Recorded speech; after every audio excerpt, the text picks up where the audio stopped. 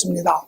어려서부터 믿음의 신앙으로 또 크면서 부모들이 줄 수 있는 최선의 그러한 돌봄으로 세상에서도 훌륭한 그런 사회인이 되기 위해서 잘 교육을 시킨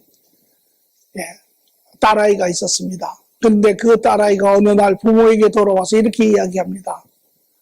저는 제 삶의 길을 결정을 했습니다. 저는 에콰도르에 있는 빈민촌에 가서 저는 그들과 삶을 도우며 살기를 원합니다. 저는 선교사의 삶을 살기를 원합니다. 라고 부모에게 이야기를 했습니다. 부모가 신앙이 좋은 분들입니다. 그 딸의 이야기를 듣고 부모가 몇 날 며칠을 근심을 합니다. 그 딸아이가 연약한 아이가 모든 삶을 놔두고 어려운 오지의 삶을 택해서 가고자 하는 그 말을 들은 부모가 마음에 근심이 되지요. 그래서 근근전전하는 그러한 부모의 모습. 오늘 만약에 여러분들의 자녀가, 여러분의 아들이 와서 저는 이 불의한 세상에 또 고통받는 사람들을 위해서 저는 전쟁에 참여하여서 그들을 돕는 삶을 살겠습니다. 라고 한다면 또 여러분의 딸이 와서 다른 삶을 내려놓고 그러한 남을 돕는 삶을 살겠다고 하면 여러분은 뭐라고 이야기하시겠습니까? 말리시겠습니까? 아니면 바른 선택을 했다고 축복하시겠습니까? 다시 말해서 오늘 우리는 어떠한 삶을 보고 살아가고 있습니까? 사람이 이 땅에 살 때는 나름대로 살아야 하는 이유가 목적이 있기 때문에 그렇습니다.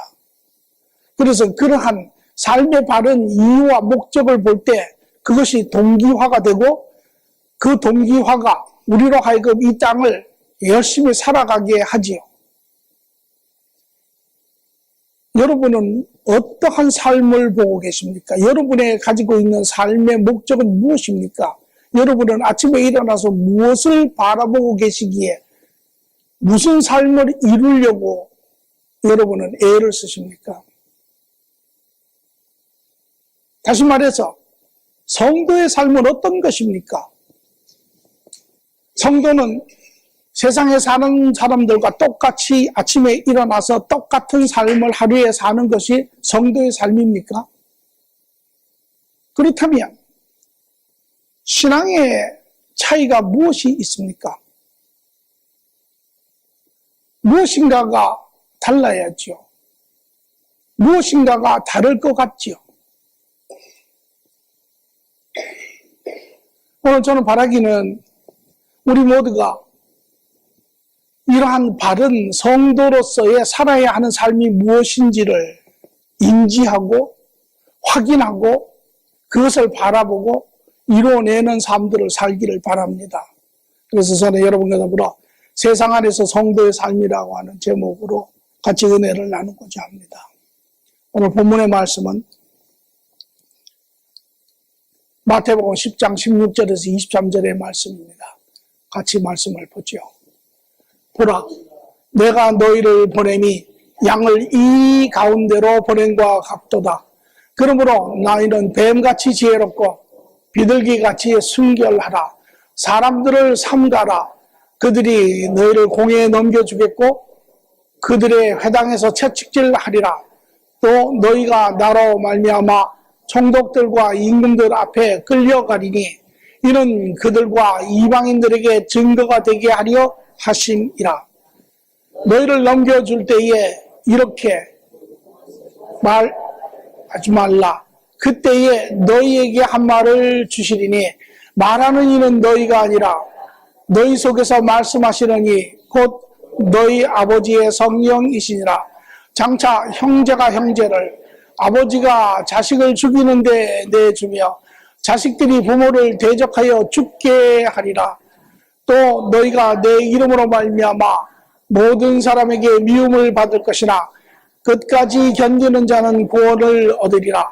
이 동네에서 너희를 박해하거든 저 동네로 피하라.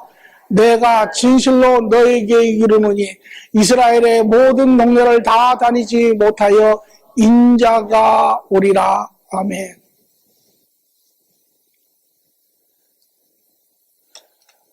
오늘 이 말씀은 예수님이 이 땅에 오셔서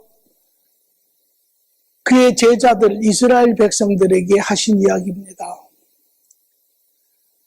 오늘 이 이야기의 내용을 가만히 들어보면 시작은 예수님 시대의 이스라엘 백성에서부터 시작을 하지만 그 과정은 세상의 마지막 말세의 성도에 걸쳐서까지 그 대상이 되고 있는 것을 볼 수 있습니다. 다시 말하면 예수님께서 작게는 이스라엘 백성들에게 또 그 말은 이스라엘 백성들로 인하여 이 땅에 온 성도들, 오늘 여러분과 저희들까지 나아가서는 우리 뒤에 올 주님 오시기 전에 이 땅에 존재할 말세의 성도들까지 모든 믿음의 사람들에게 이야기하시는 말씀입니다. 오늘 이 말씀을 저는 몇 차례에 걸쳐서 이야기를 하겠는데요. 오늘 여기에 주님께서 이야기하는 그 음성을 여러분들이 한번 상상해 보시기 바랍니다. 말씀하시기를 내가 너희를 세상에 보내면 마치 양을 이리 가운데로 보낸과 같도다 라고 이야기를 하고 계세요. 그분이 그렇게 이야기하시는 그 음성에는 수많은 많은 감성적인 부분들이 포함되어 있습니다. 이것이 너희가 해야 할 삶의 모습이니라. 이것이 내가 너희에게 주는 삶의 모습이니라. 이것이 너희가 이 땅에서 살아야 하는 삶의 모습이니라. 이것이 너희가 이 땅에서 경험하는 삶이니라. 주님의 그 부모가 자녀에게 마치 세상의 모든 삶을 다 내려놓고 오지에 선교사로 가겠다는 그 딸의 이야기를 들으며 안타까워하는, 안쓰러워하는 부모가 축복하는 말씀처럼 이것이 너희가 살아야 하는 삶의 모습이니라. 오늘 우리는 어떤 삶을 바라보고 있습니까? 우리가 바라보는 그 삶을 우리는 추구하게 되어 있고 우리가 추구하는 그 삶이 오늘 우리가 살고 있는 삶의 모습이고 그것이 내일 우리가 이 땅에서 이루어낼 삶의 모습입니다. 우리가 성도이지만 여전히 세상의 사람들과 같이 세상을 바라보고 산다면 우리는 그 세상을 향해서 열심히 갈 것이고 그것이 우리가 이 세상에서 열매 맺는 그러한 삶이 될 것입니다. 그러나 우리가 성도로서 살아야 하는 그 삶을 우리가 바라본다면 우리는 그 삶을 위해서 살 것이고 우리는 그 삶을 열매 맺고 우리는 이 땅에서의 삶을 종결하는 그러한 사람이 될 것입니다. 주님은 오늘 성도의 삶에 대해서 보라 내가 너희를 보내니 양을 이리 가운데로 보낸과 같도다 라고 이야기를 하고 계십니다. 성도의 삶은 뭔가 다르지요. 세상이 우리에게 이야기하는 삶과는 다릅니다. 세상이 우리에게 이야기하는 삶은 좋은 삶, 편안한 삶, 성공하는 삶, 사업에 성공하는 삶, 자식이 좋은 학교에 가는 삶, 좋은 직장을 갖는 삶, 좋은 물질을 많이 모으는 삶, 좋은 위치에 있는 삶, 이것이 세상이 우리에게 이야기하는 삶의 모습입니다. 그러나 주님은 여기에서 어느 한 군데도 그런 이야기를 하고 계시지 않습니다.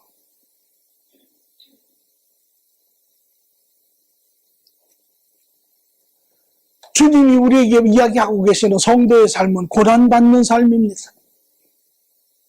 어떻게 고난을 받냐고요? 양과 이리를 비유해서 이야기하고 계십니다. 양은 아마 짐승 중에 가장 무기력한, 좀 더 긍정적으로 표현하면 자생력이 없는 그러한 짐승이다라고 이야기할 수 있습니다. 모든 짐승들은 다 이 세상에 존재할 수 있는 자생력을 가지고 있습니다. 그것이 어떤 다른 짐승보다 힘이 세든지 싸움을 잘하든지 달리기를 잘하든지 모든 그러한 자기의 자생력을 가지고 있습니다. 그러나 양은 전혀 자생력이 없습니다. 다른 곰같이 힘이 센 것도 아니고 또 뭐 사자나 이런 짐승처럼 달리기를 잘하는 것도 아니고 양은 다리가 짧아서 빨리 달리려고 그러면 앞으로 꼬꾸라집니다. 또 뭐 호랑이나 뭐 늑대처럼 이렇게 물고 이런 능력이 있지도 전혀 않습니다. 아무것도 할 수 없습니다. 그저 먹고 살찌우고 털이 자라고 살을 주고 그 역할을 하는 것이 양이죠. 그래서 예수님께서 이 세상을 표현하실 때 목자 일은 양이 유리한 것과 같다라고 이야기를 합니다. 양이 할 수 있는 유일한 것은 목자를 바라보는 것입니다. 그래서 목자가 아침마다 양을 끌고 나가서 풀을 먹이고 깨끗한 물을 먹이고 그래서 양이 자랄 수 있도록 하는 것이 이것이 양이 할 수 있는 바입니다. 그러나 양이 목자를 잃어버리면 아무것도 못합니다. 마치 깜깜한 밤에 다니는 것처럼 어떤 양은 가다가 벽에 부딪히고 어떤 양은 가다가 돌에 부딪히고 어떤 양은 절벽에서 떨어지고 오늘 이것이 마치 우리가 살고 있는 이 세상의 삶의 모습이 그러하다라는 것입니다.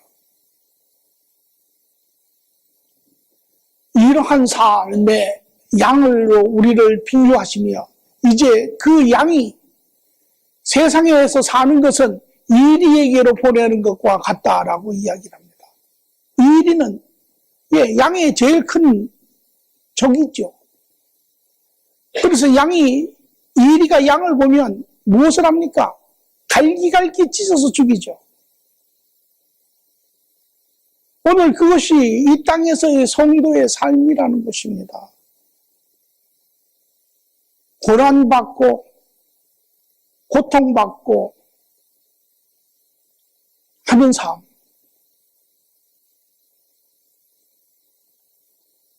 오늘 혹시 여러분 가운데 성도로서의 나의 삶은 이 세상에서 나의 삶은 참으로 의로운 고난을 받으며 사는 삶이라 내가 그 삶을 잘 감당하고 이 땅에 그 삶을 마치고 내가 하나님 앞에 서리라 그렇게 생각하시는 분 있습니까? 아니면 여전히 이 땅에서 잘 되고 이 땅에서 인정받고 사람들의 섬김을 받고 그렇게 사는 것이 삶이라고 믿고 계신다면 오늘 여러분은 잘못된 삶을 보고 계시는 것입니다. 여러분이 그런 삶을 살려고 하신다면 여러분은 이 땅에서 아주 고통스러운 삶을 사실 것입니다. 왜? 여러분이 원하는 그 삶을 여러분은 이룰 수 없습니다. 여러분이 예수 그리스도를 쫓아가는 한 여러분은 그 삶을 살 수 없습니다.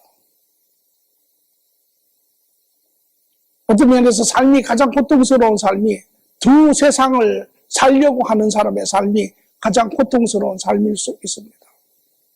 저는 바라기는 여러분 모두가 의로운 고난의 삶을 살기를 바랍니다. 성도가 마땅히 살아야 하는 삶을 사시기를 바랍니다. 예수님께서는 우리에게 말씀하시기를 사람을 삼가라. 그들이 너희를 공회에 넘겨주겠고 그들을 회당에서 채찍질하리라. 첫 번째 우리가 받는 그러한 고난, 핍박에 대해서 말씀을 하시되 성도는 그릇된 종교 또는 종교기관으로부터 핍박을 받습니다. 인류 역사상 교회 모든 성도의 삶을 바라보면 과거나 현재나 미래나 우리는 그릇된 종교인들로부터 끊임없는 핍박을 받고 살고 있습니다. 과거로 보겠습니다.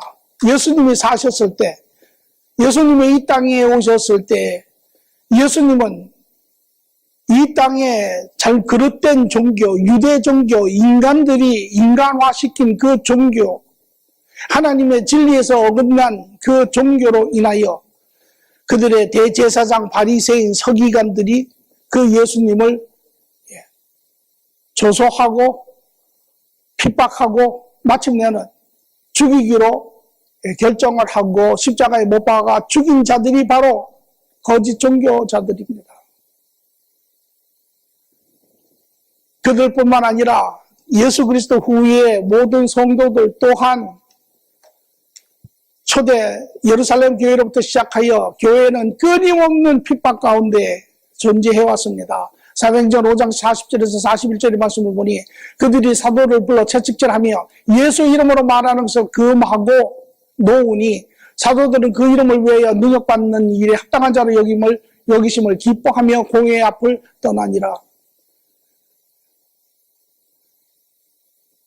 그때서부터 계속됐죠. 그리고 사도 바울이 되기 전에 사도는 이제 이 모든 그리스도인들을 핍박하는 데 앞장을 서 끊임없이 핍박하였죠.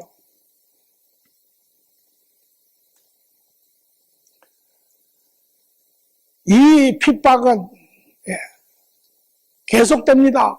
그때서부터 계속돼서 오늘도 계속되고 있습니다. 오늘도 교회 안에서 교회 밖에서 끊임없이 핍박되고 있습니다. 사도행전 20장 29절에 30절에 보니 내가 떠난 후에 사나운 이리가 여러분에게 들어와서 그 양떼를 아끼지 아니하며 또한 여러분들 중에 제자들을 끌어 자기를 따르게 하려고 어그러진 말을 하는 사람들이 일어날 줄을 내가 아노라.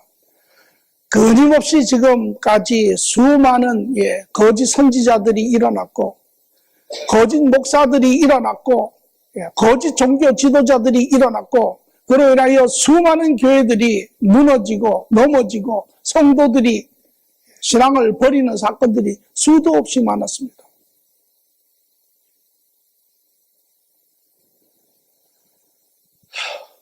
참 안타까운 일이죠. 우리가 인류 역사의 다른 여러 가지 면을 봐도 우리가 소위 말하는 이데올로기라는 것, 우리 사람은 그 자기의 관점을 가지고 사는 것 같습니다. 그래서 수많은 사람들이 그 다른 관점 때문에 역사 안에 수많은 싸움과 전쟁을 하며 자기의 사고가, 자기의 생각이 옳다고 주장하며 그렇게 삽니다. 그리고 자기와 의견이 다른 자, 자기와 사고가 다른 자, 자기와 관점이 다른 자는 자기의 적으로 여기며 멸망하기에 급급한 그러한 삶을 산 것이 이 인간의 역사에 아마 수많은 그러한 장들을 적고 있죠. 내일 모레 여기에 미국의 현충일 메모리얼 데이가 무엇입니까? 수많은 사람들이 그러한 믿음을 위해서 싸우고 다행스럽게도 그나마 인간의 존엄성을 위해서 인간의 그러한 가치를 보는 사람들이 생명을 버리고 자기의 가정을 지키려고 자기의 국가 민족을 지키려고 싸워 죽었기 때문에 오늘 우리가 이러한 그나마 이만한 삶을 우리가 살고 있는 거죠.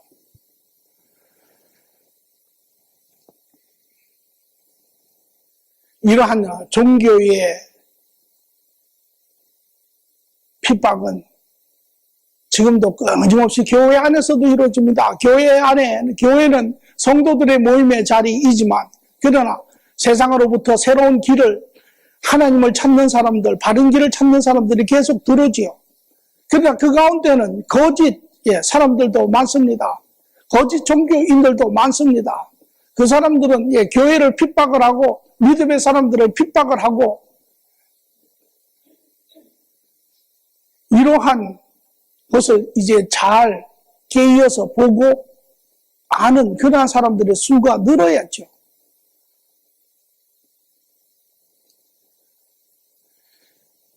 이러한 핍박은 예수님이 오시는 그날까지 계속됩니다. 우리 다음에 오는 그런 말세의 성도들의 경우도 요한계시록 17장 7절을 5절을 보니 그의 이마에 이름이 기록되었으되 비밀이라 큰 바벨론이라 땅의 음료들과 가증한 것들이 어미라 하였더라. 내가 보니 이 여자가 성도의 피와 예수의 증인의 피에 취한지라. 그가 그 여자를 보고 놀랍게 여기고 크게 놀랍게 여기니.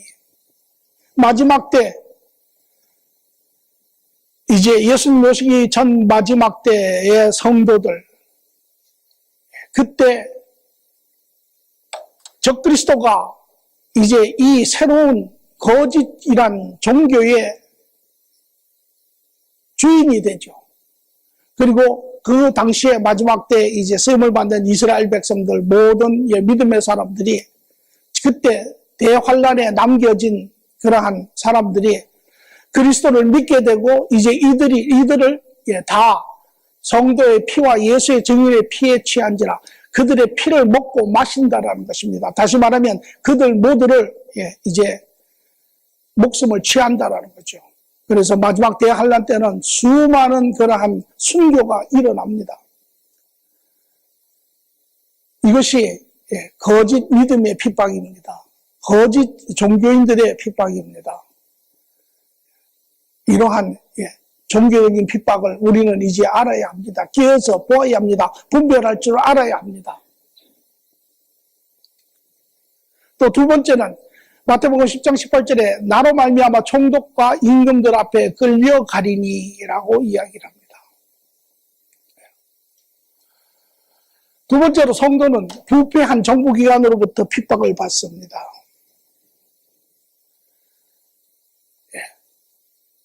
하나님께서 정부라고 하는 제도, 하나님의 그러한 일을 집행할 수 있는 그러한 제도로 만들었지만 이제 이것이 변질이 되고 오늘날에도 사실은 정부는 많은 핍박들을 해오지요.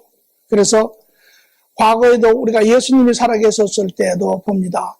예수님이 살아계셨을 때 헤롯 왕이라고 하는 유대인의 왕이 있었죠. 예수 그리스도가 베들레헴에 태어나셨다는 이야기를 듣고 후에 이제 군대를 보내어서 예수님을 죽이려고 2살부터 시작하여 그 밑에 모든 아이들을 다 죽이는 그런 사건이 있었죠.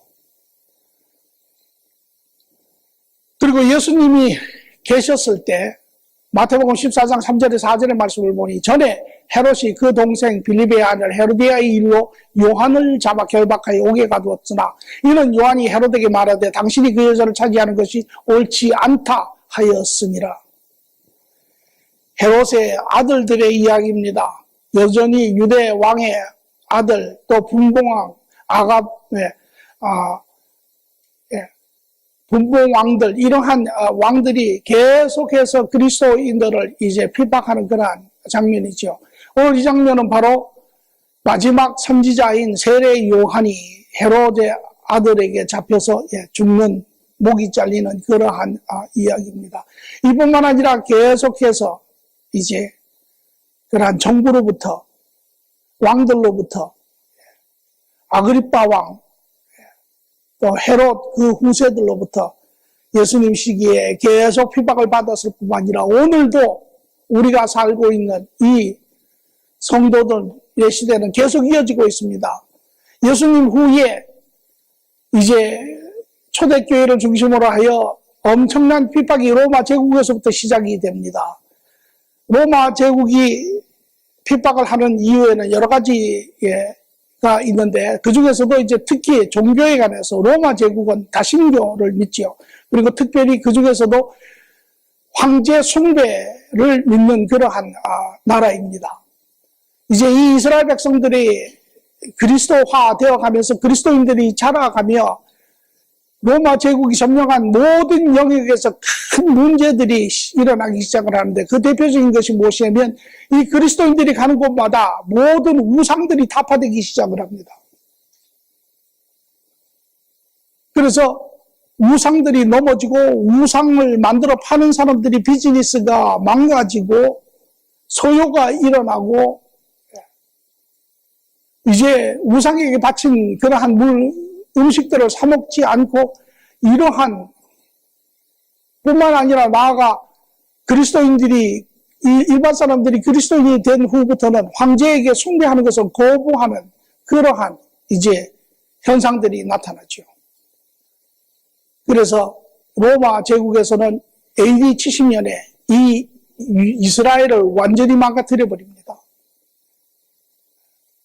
그리고 수많은 그러한 성도들, 그 중에서도 대표적으로 사도 바울이 이제는 마침내는 잡혀서 로마에서 처형을 당하는 그러한 모든 12제자들도 순교를 당하는 그러한 사건이 생기죠.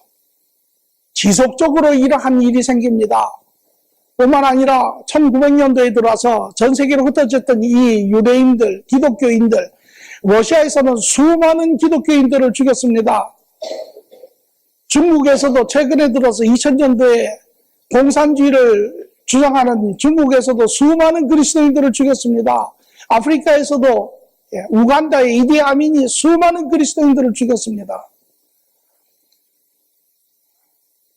지금도 세계 각국에 여러분과 저 참으로 다행스럽기도 하고 복된 것이 이 미국과 한국, 세계 선진국에 들어가는 세상 안에 우리가 살아 그러한 위험들을 우리가 피해 살지만 그러나 지금도 전 세계에 그것이 동남아든 아프리카든 남미든 지금도 다른 그들의 종교로 인해서 그러한 제도로 인해서 불교에 있는 사람, 믿는 사람들 태국에 가면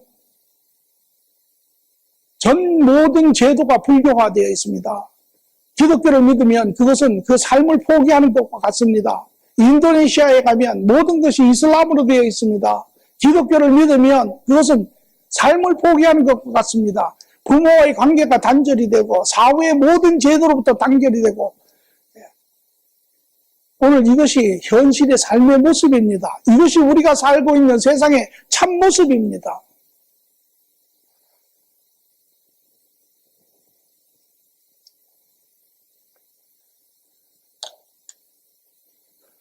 사도행전 16장 21절 23절의 말씀을 보니 로마인이 우리가 받지도 못하고 행하지도 못할 풍속을 전한다 하거늘 무리가 일제히 일어나 고발하여 상관들이 옷을 찢어버리고 매로 치라 하여 많이 친 후에 옥에 가두고 간수에게 명하여 든든히 지키라 하니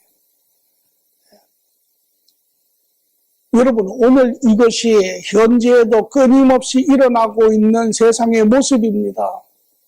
오늘 우리가 우리의 시야를 가두고 오늘 우리가 살고 있는 그러한 환경과 여건 안에 우리가 가두고 산다고 해서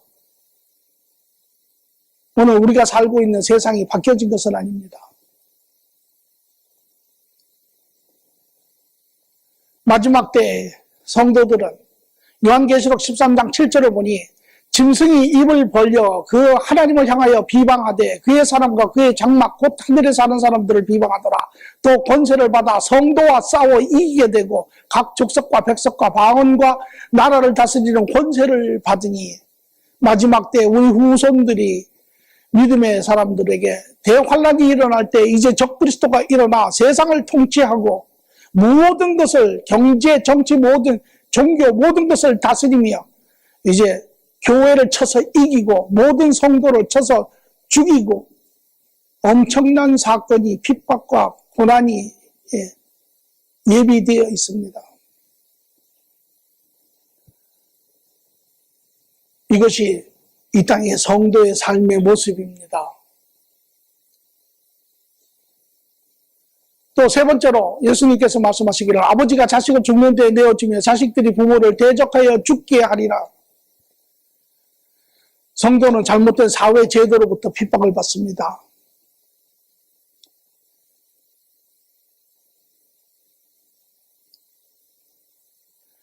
과거에도 그러고 현재도 그리고 미래도 그리하지요. 예수님이 있었을 때 예수님이 이 땅에 왔을 때도 아무도 예수님을 받아들이지 않았습니다. 오히려 그들의 종교와 그들의 사회 제도와 달랐죠. 예수님이 가르치시는 그 가르침은 그들의 가지고 있던 사회 제도와 아주 과격하게 차이가 있었습니다. 예수님이 이 땅에 오셔서 마태복음 10장 34절에 말씀하시기를 내가 세상에 화평을 주러 온 줄로 생각하지 말라. 화평이 아니라 검을 주러 왔노라. 내가 온 것은 사람이 그 아버지와 딸이 그 어머니와 며느리가 그 시어머니가 부하게 하리여 함이라. 말이 됩니까? 전에 어떤 분이 저에게 와서 이렇게 이야기합니다. 어떻게 하나님이 먼저입니까? 부부가 먼저죠.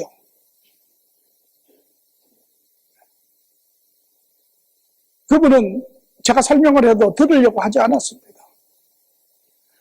그런데 문제는 이것이 그때나 지금이나 앞으로나 이것이 우리가 살고 있는 사회의 제도이고 가치관이고 우선권입니다. 우리는 우리 삶에 하나님이 개입하는 것을 원치 않습니다. 우리는 우리와 자녀 사이에 하나님이 개입하는 것을 원치 않습니다.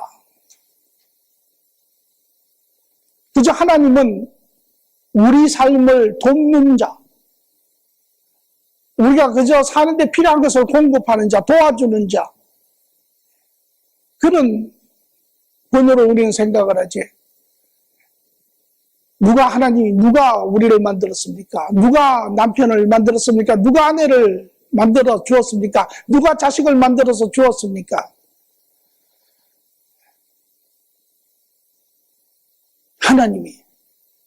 하나님의 자녀로 지어 우리로 가정을 주시고 자녀를 축복으로 주시고 우리가 가지고 있는 이 인간이 만든 사회의 제도, 가치관, 우선권, 이것은 맞지 않습니다.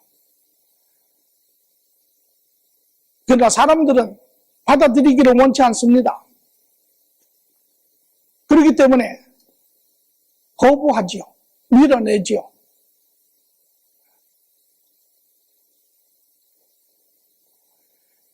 예수님이 돌아가신 후에 제자들은 또다시 이제 로마 제국으로부터 다른 하나의 또 사회적인 제도에서 탄압을 받기 시작하는데 그것이 바로 무엇이냐면 노예제도입니다. 예수님이 이 초대에 로마 제국이 세계를 다스릴 때 그 당시에 대충 역사가에 의하면 1600만의 노예가 있었다고 합니다. 그 당시에 노예는 인간이 아니었습니다. 상품이었습니다. 사고 팔고 하는 것이었습니다. 그리고 이 노예는 자유인 일반 사람들과 결혼할 수 없습니다. 그리고 그것은 불법이고 그것이 만약에 이루어지면 엄청난 그런 처벌로서 죄를 물었습니다. 이러한 시기에 예수님께서 오시고 그리스도인들이 생기면서 무엇을 이야기하기 시작하냐면 이제 그리스도 안에는 노예도 없고 자유인도 없다라는 것입니다. 인간의 평등함을 이야기하기 시작을 하였습니다. 이것은 노예된 자들에게는 참으로 기쁜 진리의 말씀이고 이것이 인간답게 사는 삶의 길이지만 그러나 로마 제국에게는 이것이 엄청난 위협이었죠. 왜? 1600만의 로마의 노예들이 이제 스스로 자유하다고 믿고 이제 사회의 제도를 깨트리고 스스로 자유인들과 결혼하며 그리스도 안에서 자유하다라고 믿는 그들의 사고가 로마 제국을 망가뜨리는 그러한 불씨가 되었죠. 그래서 로마 제국은 고민하다가 이러한 종교적인 위험 또한 사회적인 위험 이것 때문에 이 그리스도인들을 멸족시키는 유일한 방법을 찾아낸 것이 바로 네로라고 하는 황제고 이 네로는 그 방법을 로마 제국의 로마의 불을 지름으로 인하여 그것을 기독교인들에게 다 전가시키는 그래서 기독교인들을 멸망시키려고 하는 그러한 계책이었습니다.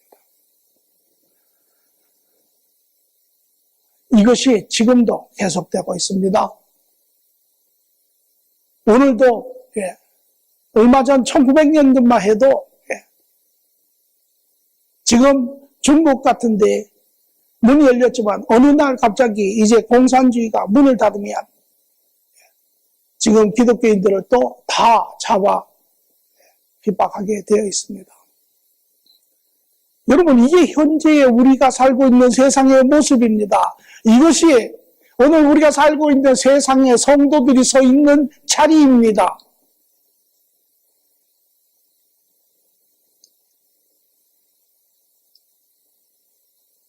말세에 신앙인들도 마가복음 13장 12절 14절을 보니 형제가 형제를 아버지가 자식을 죽는 데 내어줘 자식들이 부모를 대적하여 죽게 하리라.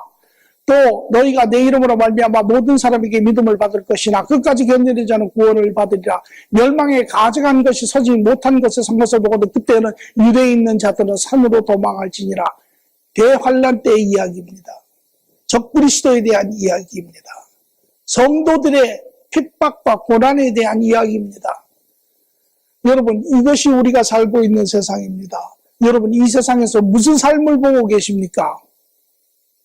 여전히 이 세상에서 잘 되는 삶을 보고 계십니까? 여전히 이 세상에서 좋은 직장 갖는 것을 보고 계십니까? 부모로서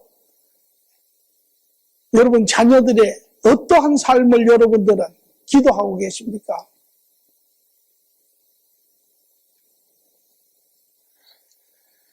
왜 이런 삶을 살아야 합니까? 그 이유는 바로 예수님과 동행하기 때문에 그렇습니다. 예수님과 함께 살기 때문에 그렇습니다. 예수님이 우리의 삶 가운데 계시기 때문에 그렇습니다.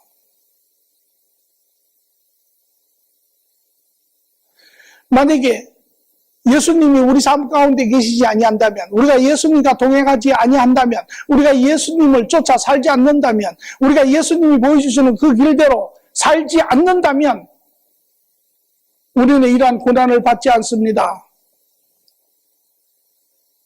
요한복음 15장 19절에 너희가 세상에 속하였으면 세상이 자기의 것을 자랑할 것이라. 너희가 세상에 속한 자가 아니요 도리어 내가 너희를 세상에서 택하였기 때문에 세상이 너희를 미워하느니라. 세상은 성도를, 예수님을 미워합니다. 세상은 예수님이 누구이신지를 원치 않습니다. 세상은 예수님이 하신 일을 받아들이기를 원치 않습니다. 왜? 요한복음 3장 20절에 보니 악을 행하는 자마다 빛을 미워하여 빛으로 오지 아니하는 이는 그 행위가 드러날까 하며. 이것이 우리가 옛날에 살았던 삶의 모습입니다. 우리는 항상 우리의 잘못을 압니다. 우리가 잘못하면 우리는 죄책감이 있고 우리의 잘못한 것을 우리 가슴 속에 우리는 묻고 문을 닫고 살기를 원하죠. 그리고 전전긍긍 그 잘못을, 그 죄책감을, 그 수치를, 그 부끄러움을 드러내지 않으려고 애를 쓰며 살았던 우리의 삶입니다. 우리 모두가 그렇게 살았습니다. 그러나 그리스도로 말미암아 이제 우리는 그 문이 열렸고 그리스도로 말미암아 우리는 더 이상 그 수치가, 부끄러움이, 그 아픔이 다 용서가 되고 우리는 자유한 사람이 된 자들입니다. 이것이 우리가 그리스도와 함께 사는 이유지요. 우리는 이제 그분이 누구인지를 압니다. 그리고 그분이 우리에게 향하신 마음을 압니다. 그분은 우리를 정죄하시려고 하시는 분이 아니라 그분은 우리를 사하시려고. 그래서 요한복음 3장 16절 17절에 유명한 이야기를 하죠. 하나님이 세상을 이처럼 사랑하사 독생자를 주셨으니 누구든지 믿으면 멸망치 아니하고 영생을 얻으리라. 내가 이 세상에 온 것은 너희를 정죄하기 위함이 아니라 너희를 구원하기 위함이라 라고 이야기했어요. 그 하나님 때문에 우리의 수치가 씻어졌고, 그 하나님 때문에 우리의 부끄러움이 씻어졌고, 그 예수님 때문에 우리의 잘못이 씻어졌고, 그 예수님 때문에 우리가 떳떳한 삶을 살 수 있고, 그 예수님 때문에 우리가 빛 가운데로 나올 수 있게 되었기 때문에 우리가 그분과 함께 사는 거죠. 우리가 그분을 신뢰하고 그분을 확신하고 그분과 함께 사는 자이기 때문에 그렇습니다. 그러므로 그리스도와 함께 사는 자, 그리스도를 쫓아 사는 자, 그리스도가 가는 그 길을 쫓아가는 자, 이러한 자는 반드시 세상으로부터 핍박을 받게 되어 있습니다. 대표적으로 사도 바울이라고 하는 사람이 그렇죠. 우리 이전에 모든 믿음의 사람이 그리하였고, 우리도 그리할 삶을 살고, 앞으로도 그렇게 살아야 합니다. 갈라디아서 6장 17절에 사도 바울은 말하기를 이후로 누구든지 나를 겹게 하지 말라. 내가 내 몸에 예수의 흔적을 지니고 있노라. 그의 흔적은 무엇입니까? 그리스도와 함께 하였기 때문에, 그리스도의 길을 갔기 때문에, 그리스도의 가치관을 바라보았기 때문에, 그리스도의 그러한 약속의 소망을 가졌기 때문에 그리스도의 진리의 길을 갔기 때문에 그는 세상으로부터 돌을 맞고 세상으로부터 핍박을 받고 세상으로부터 채찍을 맞고 세상으로부터 죽임을 당하는 그 삶을 자기의 몸의 모든 흔적을 가지고 있는 자입니다.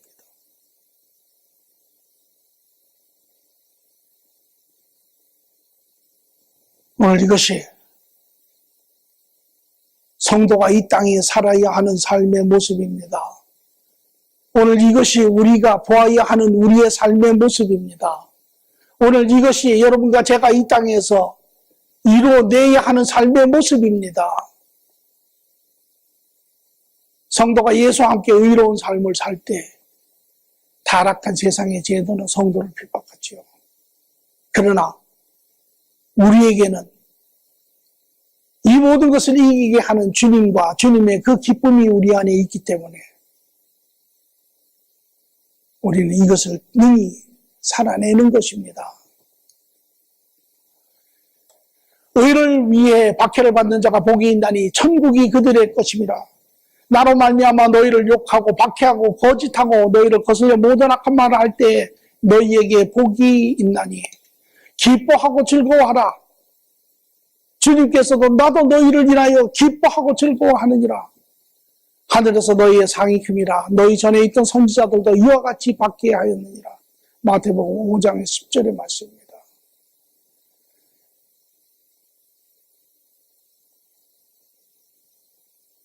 여러분, 이것이 우리의 삶입니다. 여러분, 이것이 우리가 살고 있는 세상입니다. 여러분, 이 세상을 우리가 부인할 수 없습니다. 우리의 과거가, 우리의 현재가, 우리의 미래가 증명하고 보이는 것이 이것이 우리가 살고 있는 세상입니다. 어떤 삶을 사시겠습니까? 그리스도를 쫓아가며 세상의 불의와 세상의 거짓과 세상의 그릇된 것으로부터 부딪히며 고쳐나가며 그런 그리스도의 성도의 삶을 사시겠습니까? 아니면 스스로를 속이고 세상으로부터 숨고 그래서 세상이 주는 핍박보다 더 큰 자신의 그러한 고통을 품고 사시겠습니까?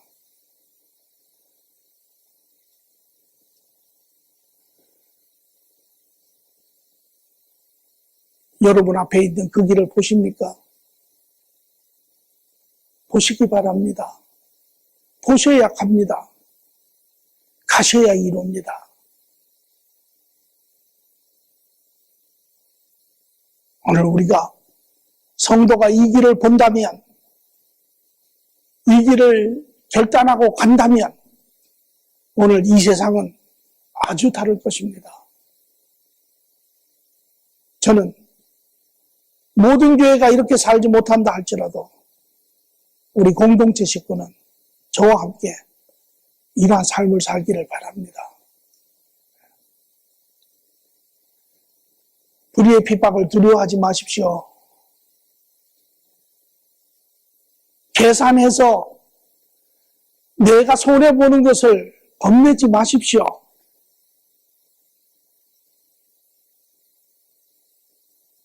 세상을 두려워하지 마십시오. 옳은 것을 위해서 일어서십시오. 바른 것을 위해서 싸우십시오. 그것이 옳은 것입니다. 그것이 맞는 것입니다. 그것이 기쁜 것입니다. 그것이 사는 것입니다.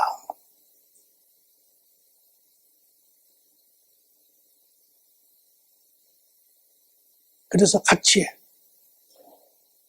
우리가 있는 그곳에서부터 시작하여 우리에서부터 시작하여 우리의 자녀들이 함께 바른 삶을, 옳은 삶을, 희생을, 고난을 두려워하지 말고 능히 감당하는, 이겨내는 그러한 삶들이 되기를 바랍니다. 먼저 가신 주님을 바라보십시오. 주님이 그 길을 가시고 베드로전서 2장 21절에 우리에게 이렇게 이야기하십니다. 그리스도가 너희를 위하여 고난을 받으사 너희에게 본을 끼쳐 그 자취를 따라오게 하려 하셨느니라. 기도하겠습니다. 좋으신 주님, 우리는 세상과 보태려고 애썼습니다. 세상으로부터 인정받으려고 애썼습니다. 세상에서 성공한 삶 살려고 애썼습니다. 주님께서 이야기하는 것처럼 우리는 소경과 같으며 우리는 어리석은 자 같으며 무엇이 옳고 그른지도 몰랐습니다. 이제 눈을 열어 세상을 바라보며 우리가 살고 있는 세상이 어떠한 세상인지, 또한 우리가 누구인지, 이제 우리가 그리스도와 함께 가는 그 길이 어떠한 길인지를 하나님 봅니다. 주님, 그 길은 주님께서도 안쓰러워하신 길입니다. 내가 너희를 보내는 것이 참으로 양이 이리 가운데 가는 것과 같도다 라고 이야기하시는 주님. 그러면서도 너희가 가야 하는 이 길이기에, 그러면서도 우리가 이루어내야 하는 삶의 길이기에, 그러나 그 세상의 모든 고난과 핍박도 주님과 함께 주님이 주시는 말할 수 없는 기쁨과 자유함과 만족으로 인하여 하나님 그것도 능히 이겨내기를 원합니다. 오늘 주의 사랑하는 자들, 하나님 심령이 열리고 심령이 충만케 하시고 심령기 뜨겁게 하시고 하나님 결단하여 일어서 주님과 가는 자 되게 하여 주시옵소서. 감사하며 예수님의 이름으로 기도합니다.